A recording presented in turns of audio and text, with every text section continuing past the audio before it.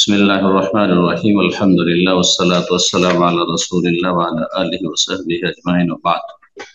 সম্মানিত শ্রোতা দর্শক মণ্ডলী, যে যেখান থেকে যুক্ত হয়েছেন, আসসালামু আলাইকুম ওয়া রাহমাতুল্লাহি ওয়া বারাকাতুহু।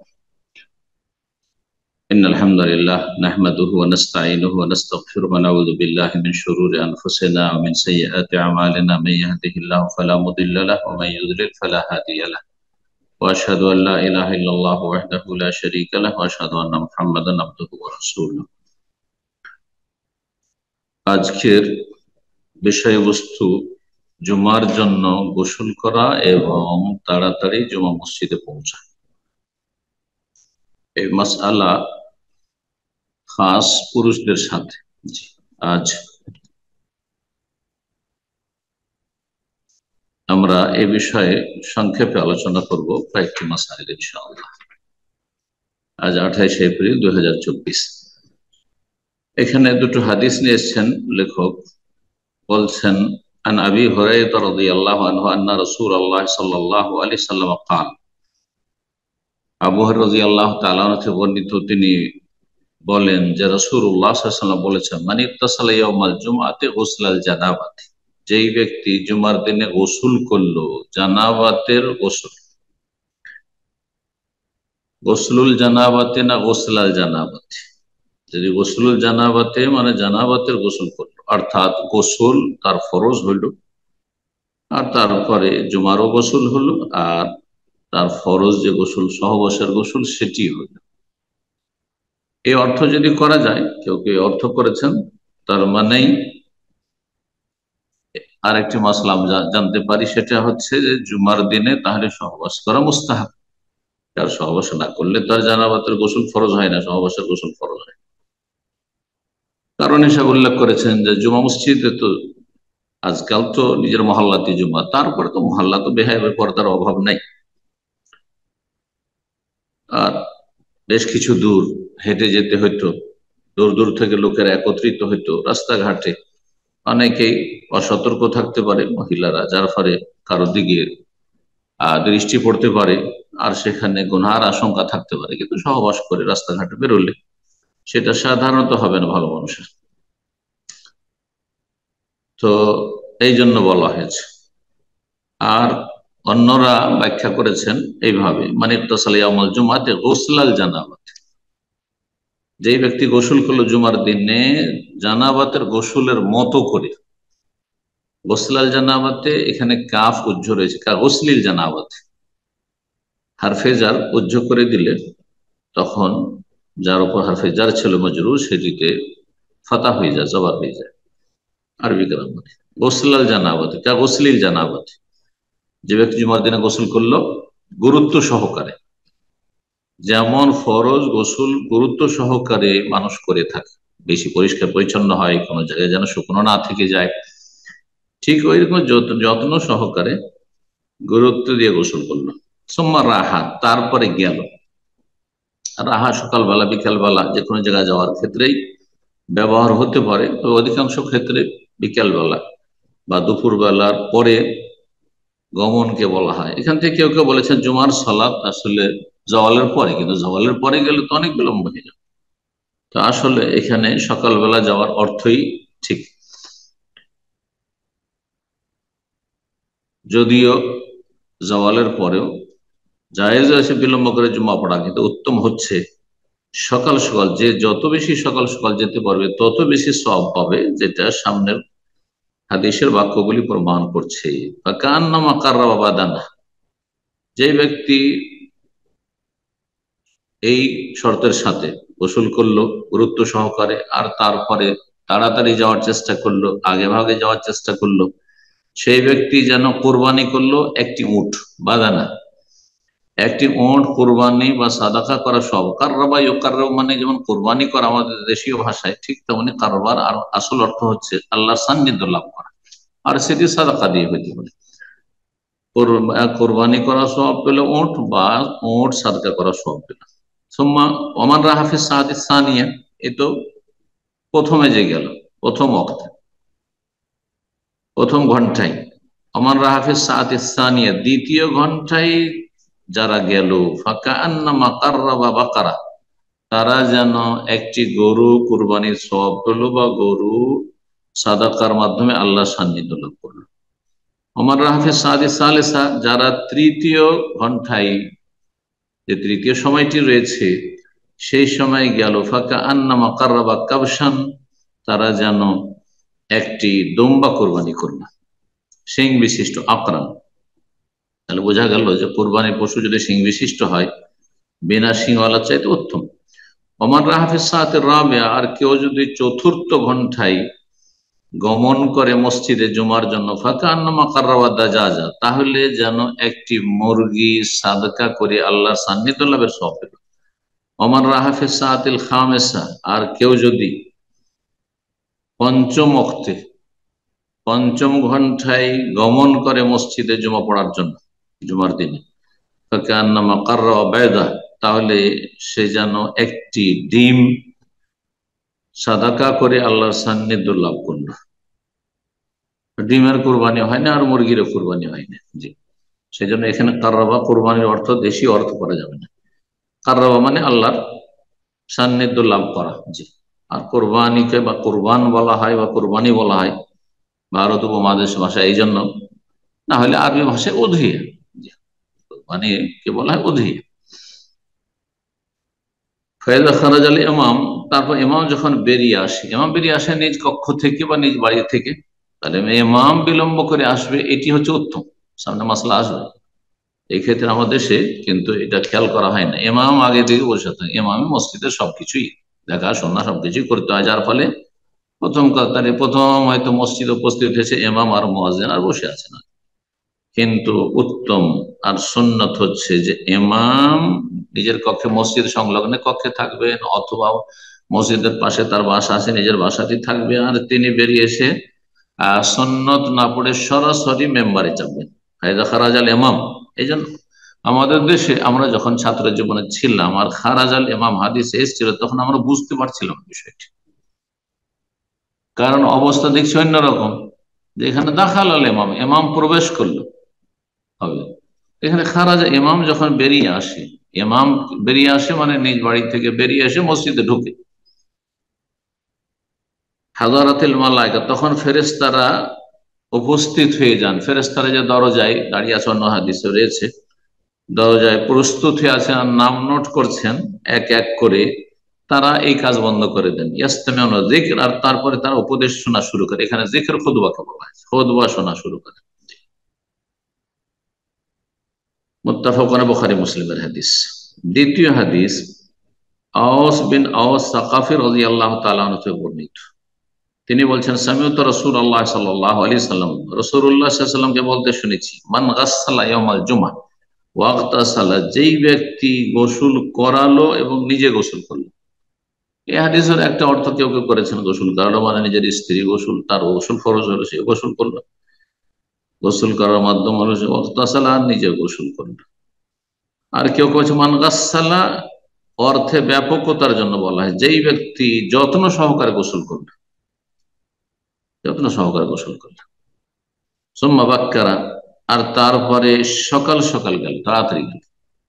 বাক্কারা অবতাকারা, তাড়াতাড়ি করলো, অবতাকারা সকাল সকাল গেল। বাক্কারা মানে তাড়াতাড়ি গেল, আর তাড়াতাড়ি মানে দৌড় দিয়ে যাবে না, বরং সকালে সকালে আগে ভাগে পৌঁছিবে। আগে ভাগে গেল অবতাকারা, এবং সে সকাল সকাল গেল, মাসা হেঁটে গেল, তাহলে হেঁটে যাওয়া উত্তম। কেউ যদি বাহনে চেপে যায় দূরে হওয়ার কারণে তো যায়, কিন্তু উত্তম হচ্ছে পায়ে হেঁটে যাও। ওয়ালা মিয়ার কাপ, বাহনে চাপলো না, যদি সম্ভব হয় পায়ে হেঁটে যাও। ওয়াদানা মিনাল ইমাম, ইমামের কাছাকাছি গিয়ে বসলো। তো ইমামের কাছাকাছি যাওয়ার চেষ্টা করতে হবে। অনেকে আগে ভাগে, আজকাল দেখা যায় আরব দেশগুলো তো মসজিদে আগে গিয়েছে, কিন্তু হেলান দেওয়ার জন্য পেছন দিকে দেওয়া, একবারে মসজিদের পেছন দিকে হেলান দিয়ে বসে আছে, বা মসজিদের মাঝামাঝি বা বিভিন্ন জায়গায় যে পিলার আছে সেখানে হেলান দেওয়ার জন্য পেছন দিকে প্রথম দ্বিতীয় কাতার ফাঁকা পড়ে আছে। কিছু কিছু মসজিদে আপনার লাগানো আছে সিট, লাগানো আছে আপনার সোফার মতো, এইতে বসার জন্য প্রথম দ্বিতীয় কাতার বাদ দিয়ে ওই সোফাতে বসে আছে।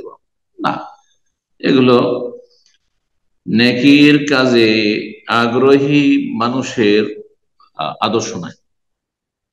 এবং এই হাদিসের খেলাফ। ওদানা মিনাল ইমামের কাছাকাছি হওয়ার চেষ্টা করবে, ফাস্তামা এবং মনোযোগ সহকারে শুনবে খুতবা, ওয়ালাম ইয়ালগো ওয়াসার কথা কাজে লিপ্ত হবে না। লাগো মানে অসার কথা কাজ, ফালতু কথা কাজ। যদি এই কাজগুলি করে, গোসল করলো যত্ন সহকারে, সকাল সকাল আসলো, তাড়াতাড়ি আসলো, পায়ে হেঁটে আসলো, ইমামের কাছাকাছি আসলো, মনোযোগী হয়ে খুতবা শুনলো, আর অসার কথা কাজ করলো না, এই 6টি শর্ত, এই 6টি আমল যদি তার থাকে জুমার দিনে, মসজিদে আগমন করার ক্ষেত্রে, কানা লাহু বিকুল্লি খাতওয়াতিন আমালু সানাতিন আজরু সিয়ামিহা ওয়া কিয়ামিহা, তাহলে তার প্রত্যেকটি ধাপের বিনিময়ে আমাল ও সানাতিন 1 বছরের নফল আমল হবে। 1 বছর আমল মানে ফরজ আমল নয়, নফল আমলের সব পাবে। কি আমল সেটি? আজরু সিয়ামিহা ওয়া কিয়ামিহা, এই 1 বছরের সিয়াম, রোজা এবং কিয়াম তাহাজ্জুদের সব পাবে। আল্লাহু আকবার। এই 6টি শর্ত সাপেক্ষ যদি মসজিদে আসে, জমা মসজিদে, তাহলে এক এক ধাপে, তাহলে কত ধাপ দিয়ে আসলো, কত কদম এগিয়ে আসলো। প্রত্যেক ধাপে 1 বছরের রোজা এবং 1 বছরের তাহাজ্জুদের সওয়াব। আল্লাহু আকবার, অনেক বড় ফজিলত। কিন্তু তাড়াতাড়ি আসতে হবে। আর আগের হাদিসের সমন্বয়ে প্রথম ওয়াক্তে, দ্বিতীয় ওয়াক্তে, তৃতীয় ওয়াক্তে, আগে ভাগে, যথাসাধ্য আগে ভাগে আসতে হবে। প্রথম ওয়াক্তে আসলে যে ফজিলত দেখলেন কোরবানির। এখন এই যে 5টি ঘন্টার কথা বলা হয়েছে, 1400 বছর আগে নবী সাল্লাল্লাহু আলাইহি হাদিস বলেছেন। নবী সাল্লাল্লাহু আলাইহি আমলে এই 60 মিনিটের ঘন্টার ধারণা ছিল না, 60 মিনিটের ঘন্টার ধারণা তেমন ছিল না। তবে সা শব্দটি ছিল, সা মানে ঘড়ি হয়, আর সা মানে ঘন্টা হয়। এই ঘড়িকে সা বলা হয়, আর ঘন্টা 60 মিনিটের সেটাকে সাআতুন বলা হয় আরবিতে। এখনকার ভাষায় পরবর্তীতে এই পরিভাষায় এসছে 60 মিনিটে 1 ঘন্টা, আর এক সা, সা কিয়ামত কো সা বলা হয়েছে। ভয়ঙ্কর মুহূর্ত, ভয়ঙ্কর সময়। জি, তাহলে নবী সাল্লাল্লাহু আলাইহি সাল্লাম যে 5টি সা, 5টি ঘন্টার কথা বলেছেন, 5টি সময়ের কথা বলেছেন, এই সময়টা কখন থেকে আমরা ধরবো, শুরু করব, আর বলবো যে এইটা হচ্ছে, আর তারপরে সেই সময়টাকে 5 ভাগে ভাগ করব, আর বলবো যে প্রথম সময়ে, প্রথম ঘন্টায়, প্রথম সময় যারা আসবে তারা উট কোরবানি সওয়াব পাবে, দ্বিতীয়তে এই পাবে, তৃতীয়তে এই পাবে, চতুর্থ এই পাবে, পঞ্চম এই পাবে, এই পাবে। এই ক্ষেত্রে আমরা ছোট থেকে মাদ্রাসাতে আমাদের ওস্তাদের ওইভাবে পড়িয়েছেন। একমাত্র একজন ওস্তাদ ছাড়া, রাহিমাহুল্লাহ তাআলা, তিনি হাদিসে ভালো বিজ্ঞ ছিলেন, রহমানি আলেম ছিলেন, তিনি সঠিক সূত্রটা বলেছিলেন, যেটা পরবর্তীতে জানলাম। কিন্তু আমরা সাধারণভাবে আমাদের দেশীয় অনুবাদ, দেশীয় ব্যাখ্যা শুনেছি।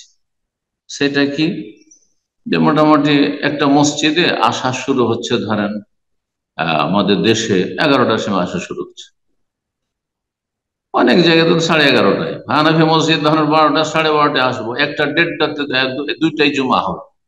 তাহলে মানুষের খেয়াল খুশি, প্রবৃত্তির অনুসরণ এই সময়গুলি নির্ধারণ হবে না? কখন না, কখন না।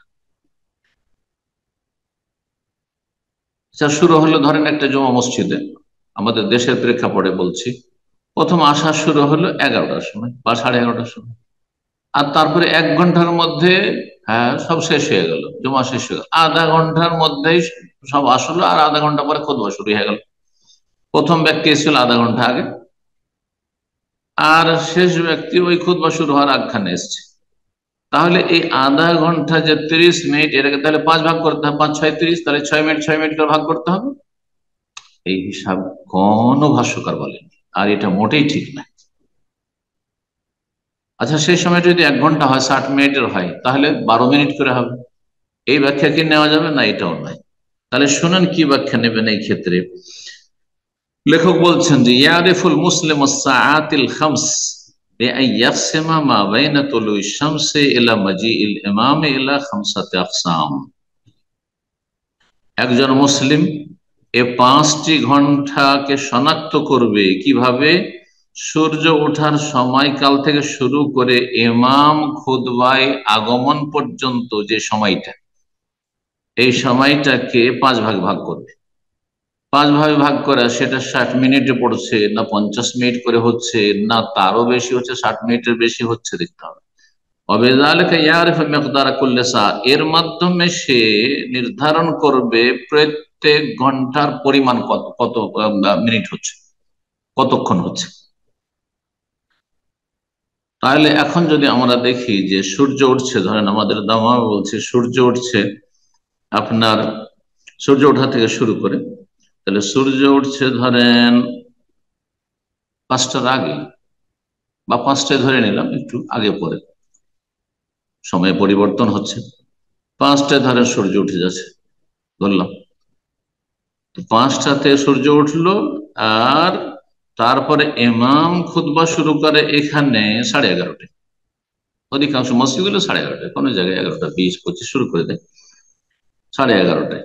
মক্কার কথা বলছি না, সেখানে আরেকটু দেরিতে, কারণ 45 মিনিটের পার্থক্য রয়েছে মক্কা মদিনার সাথে আমাদের।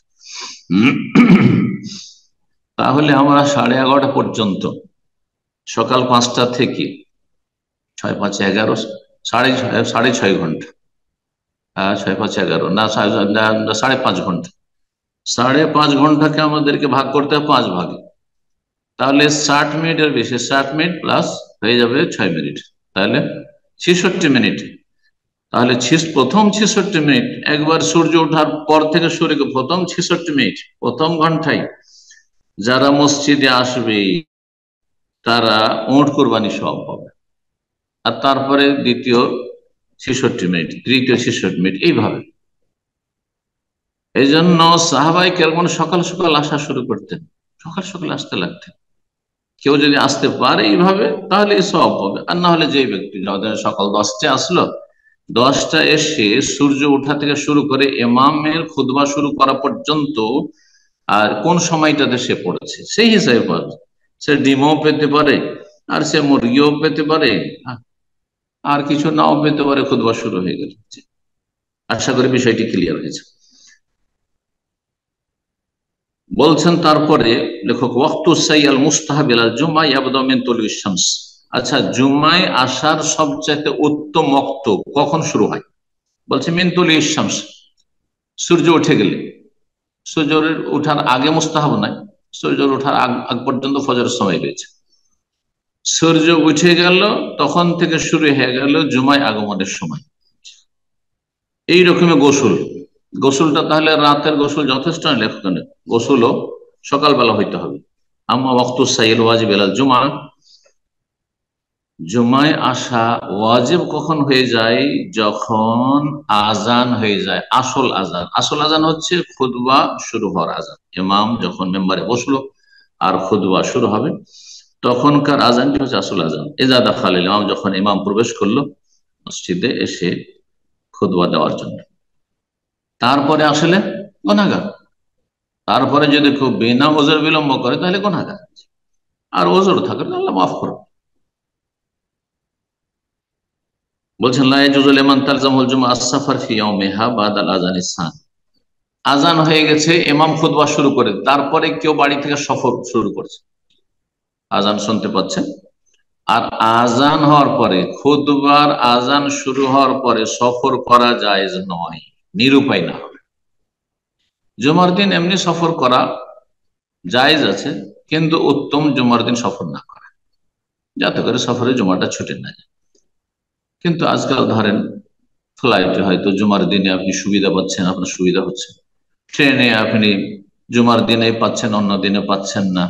আপনার সফর এমার্জেন্সি, এমন কাজ আছে যে আজকে যেতে হবে, একদিন আগে গিয়ে হবে না, পরে গিয়ে হবে না, সেটা ভিন্ন বিষয়। কিন্তু এমনি উত্তম হচ্ছে জুমার দিনে ইচ্ছা করে সফর না করা। নবী সাল্লাল্লাহু আলাইহি ওয়াসাল্লাম বৃহস্পতিবার সফর করতেন, জাদুল মাদে রয়েছে। তো জুমার দিনে সফর করা জায়েজ, সকালবেলাও জায়েজ, বিকেল বেলাও জায়েজ, কিন্তু খুতবার আজান হওয়ার পরে জায়েজ নয়, কারণ তার উপর জুমায় উপস্থিত হওয়া ফরজ হয়ে গেছে। ইল্লা লিজারুরাতিন, তবে জরুরি হলে সফর করা যায়, ইমার্জেন্সি, খাউফে ফাউতে রুফকা, সাথী সঙ্গীরা সবাই চলে যাচ্ছে, সে একা আর থাকতে পারবে না, একা পড়ে যাবে, আও রাহেলা, অথবা বাহন চলে যাচ্ছে, যেমন বাস আজকে আছে, অথবা আজকে পানি জাহাজ যাচ্ছে, অথবা ফ্লাইট আছে, ট্রেন আছে। আজকে পাচ্ছে সিট, অন্যদিনে পাচ্ছে না বুকিং।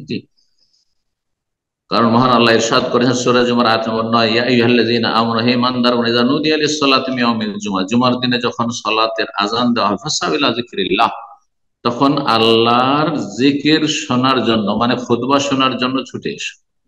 এটা হচ্ছে ফরজ নির্দেশ, কিন্তু তার আগে থেকে আসতে হবে, যেমন হাদিসগুলি সুস্পষ্ট করে। বাজারুল বাই, ব্যবসা বাণিজ্য ছেড়ে দাও। এই জন্য খুতবার আজান, যে আসল আজান, এই আজান শুরু হওয়ার পরে ব্যবসা বাণিজ্য জায়েজ নয়, হারাম, কাবিরা গুনাহ, কোরআন আদেশ অমান্য করা। বরং ফুকাহায়ে কেরামগণ বলেছেন যে আজান হওয়ার পরে রাস্তাঘাটে বিক্রি হচ্ছে, আর আপনি নামাজ পড়তে আসছিলেন, জুমা পড়তে আসছেন, দেখছেন আজান হচ্ছে, আজান হয়ে যাওয়ার পরে আপনি কেনাকাটা করলেন, খরিদ করলেন, বিক্রি করলেন, তাহলে আপনার ব্যবসা হারাম, এবং এই ব্যবসা হবে না, এই কেনা বেচা শুদ্ধ হবে না, আকদে ব্যয় হবে না। যালিকুম খায়রুল লাকুম, এটি তোমাদের জন্য উৎকৃষ্ট, ইন কুনতুম তা'লামুন, তোমরা যদি জানতে। তারপরে বলছেন যে কেউ যদি বিলম্ব করে যায়, কারণে অকারণে যেহেতু গুনাহগার, কিন্তু কারণ ছিল, গিয়েছে মসজিদে, দেখছে 1 রাকাত পেলাম, তাহলে আর 1 রাকাত পড়ে নেবে, তাহলে জমা হয়ে যাবে। সর্বনিম্ন 1 রাকাত পেতে হবে জুমার জন্য। 1 রাকাতের কম যদি পায়, দ্বিতীয় রাকাতে গিয়েছে, তখন রুকু হয়ে গেল, দ্বিতীয় রাকাতে রুকুতে ইমাম দাঁড়িয়ে গেল, তারপরে গিয়ে জুমার জামাতে লাগলো, তাহলে জুমা হবে না। তাহলে নিয়ত করে নিতে হবে জোহরের, আর 4 রাকাত জোহর পড়তে হবে, ইমামের ইক্তেদা করবে, কিন্তু জোহরের নিয়ত, বাকি সালাত পুরা করবে। মান আদরাকা মাল ইমাম রাকাতান মিনাল জুমাতে, জুমার দিনের 1 রাকাত যদি ইমামের সাথে কেউ পেয়ে যায়, যাবে রাকাতিন উখরা, তাহলে দ্বিতীয় রাকাত পরে আদায় করবে, অতাম মাহা জুমা, জুমা সম্পূর্ণ করবে। ওয়াইন আদরাকা আকাল্লা মিন রাকা, 1 রাকাতের কম যদি কেউ পায়, ফায়ানবিহা যোহরান, জোহরের নিয়ত করে ইউসাল্লি 4 রাকাত, আর 4 রাকাত পড়তে হবে, মুসাফির না হলে, মুকিম হলে। আর সুন্নাত ইউবাক্কিরাল মামুম লিল জুমাতি ওয়াল ঈদাইন ওয়াল ইস্তিসকা, সুন্নাত হচ্ছে যে মুক্তাদিরা জুমার জন্য, ঈদের জন্য, ইস্তিসকার জন্য আগে ভাগে যাবে, তার আগে যাবে। আম্মাল ইমাম, পক্ষান্তর ইমাম, ফায়াতি ফিল জুমাত ওয়াল ইস্তিসকা ইনদাল খুতবা, ইমাম আসবে জুমা পড়ার জন্য আর ইস্তিসকার জন্য খুতবার সময়, এসে সরাসরি খুতবা শুরু করবে, আগে থেকে বসে থাকবেন। অফিল ঈদাইনে, আর ঈদুল আজহা, ঈদুল ফিতরে আসবে সালাত শুরু করা, প্রথম এসে সালাত শুরু করবে, আর পরে তখন খুতবা। ঈদের সালাতে এসে সরাসরি ইমাম, আগে থেকে বসে থাকবে না, এটি সুন্নাত, কিন্তু জায়েজ আছে, কেউ যদি আগে থেকে বসে থাকে তাহলে ইমামতি করবে, অথচ আগে থেকে ঈদগাহে গিয়ে বসে আছে, জায়েজ, সুন্নত নাই। খুতবার ক্ষেত্রে খুতবা ছোট করাই সুন্নাত, খুতবা লম্বা করা সুন্নাত নাই। আজকাল বাংলা ভাষী খতিবগণ 45 মিনিট থেকে 1 ঘন্টা খুতবা দিচ্ছেন, এটা সুন্নত খেলাফ। আর সালাত পড়াচ্ছেন হয়তো 5 মিনিটও লাগে না, একেবারে সুন্নত খেলাফ, এর উল্টোটাই সুন্নাত। আর সুন্নাত ইয়াখতুবাল ইমাম খুতবাতান কাসীরা হিফযান, সুন্নাত হচ্ছে ইমাম খুতবা দিবেন সংক্ষিপ্ত খুতবা, এবং কোনো কিছু না দেখে খুতবা, বই পড়ে খুতবা নাই, বেদাতীদের খুতবা পড়া, মন্ত্র পড়ার মতো।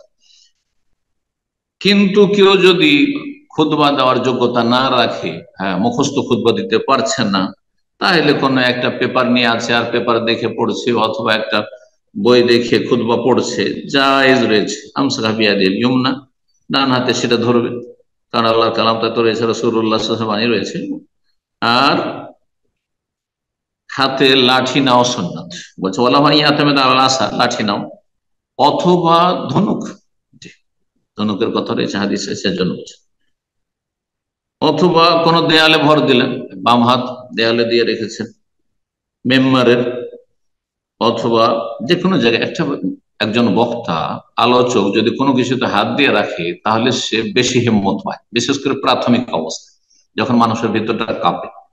যারা আলোচনা করেছেন এই ময়দানে, ধীরে ধীরে ধীরে এগিয়ে গেছেন, তারা ভালো করে জানেন যে প্রথম দিকে গোটা শরীর কাঁপতো থরথর করে, আর মাথার ঘাম পায়ে চলে আসতো, আর কথা সংক্ষেপে হয়ে যেত, আর ধীরে ধীরে উন্নতি করেছেন। তো এই জন্য হাতে লাঠি রাখা নবী সাল্লাল্লাহু আলাইহি ওয়াসাল্লামের সুন্নাত, কেউ যদি রাখে তো ভালো, কিন্তু এটি ওয়াজিব নয়, ওয়াজিব করে দিলে হবে না। অনেকে এমন করে দিয়েছে, যদি ক্ষতি ভুলে যায় তো লাঠি তাকে ধরে, বাধ্যতামূলক লাঠি ধরাবে আর লাঠি নিয়ে বাড়াবাড়ি করবে না, এমন তো নাই।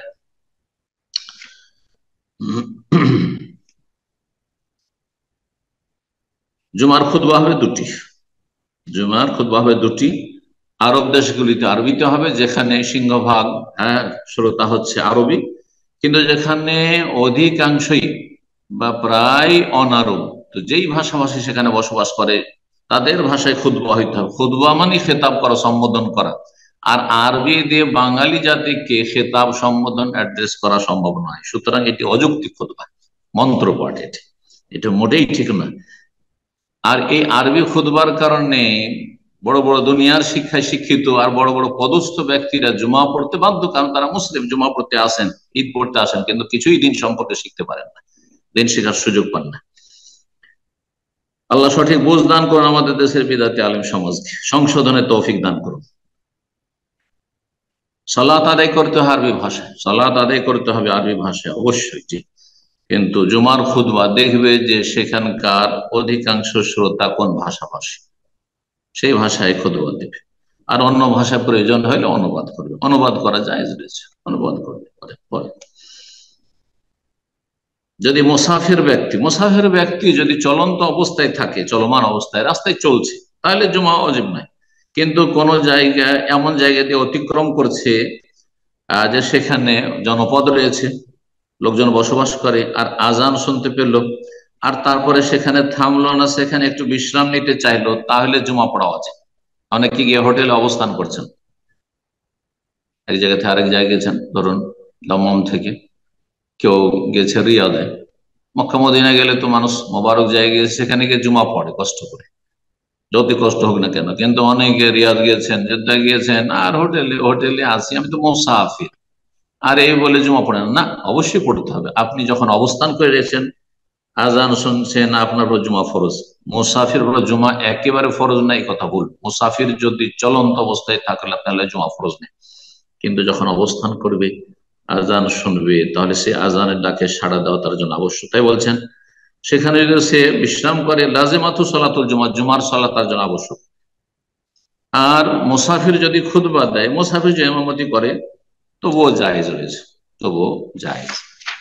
এখানেই আজকের আমাদের বিভিন্ন মাসলা মাসাইলগুলি গুরুত্বপূর্ণ ছিল, জুমা সম্পর্কে, জুমার সালাত সম্পর্কে, জুমার ফজিলত সম্পর্কে, সেগুলি শেষ হল। আল্লাহ রাব্বুল আলামিন আমাদেরকে উপকারী জ্ঞান দান করেন, নেক আমলে তৌফিক দান করেন, আর ভালো পথে আহ্বান করার তৌফিক দান করেন। সমস্ত অনিষ্ট থেকে আল্লাহ হেফাজত রাখেন। সাল্লাল্লাহু আলাইহি ওয়া সাল্লাম আলা নবিয়িনা মুহাম্মদ ওয়া আলা আলিহি ওয়া সাহবিহি আজমাইন।